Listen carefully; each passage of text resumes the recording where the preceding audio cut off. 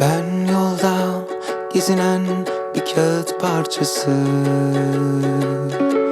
O araba senin, bu araba benim. Üstünde ne yazdığını bilmeden, o harf senin, bu harf benim. Ben belki de bir ağacın dalı, o mevsim senin, bu mevsim benim.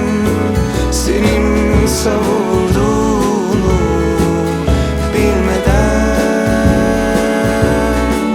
o kalp senin, bu kalp benim.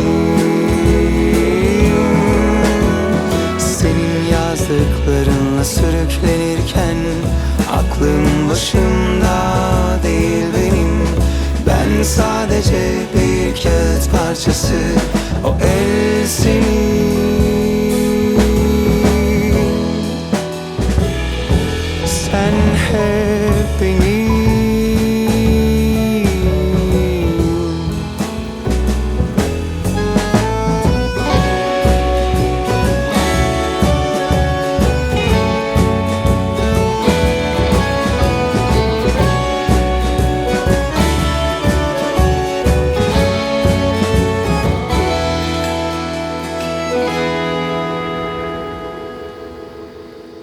Ben yolda gezinen bir kağıt parçası. O araba senin, bu araba benim. Üstümde ne yazdığını bilmeden, o harf senin, bu harf benim.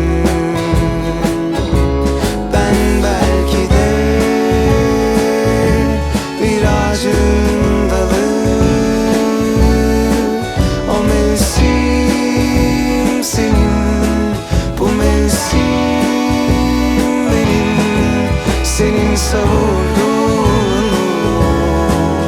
bilmeden, o kalp senin, bu kalp benim.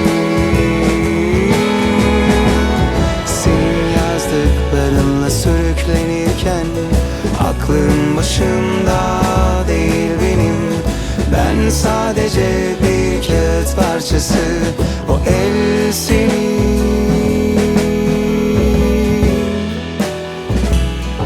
Sen hep benim.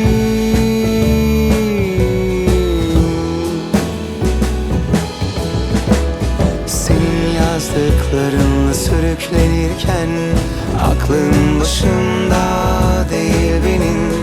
Ben sadece bir kağıt parçası, o el senin.